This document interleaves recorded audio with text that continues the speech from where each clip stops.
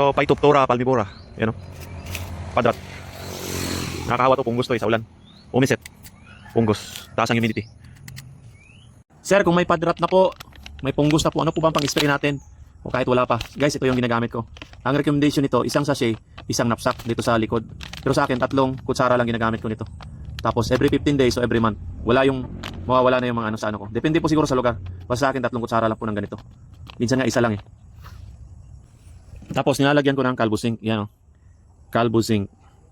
Calvo Zinc. Isang takip. Tapos, lagyan mo ng tubig. Yun na yung pang-spray natin sa dahon at saka sa katawan ng kakao, sa mga bunga ng kakao. And 5 o'clock in the morning, start off spray na. Ito na yun.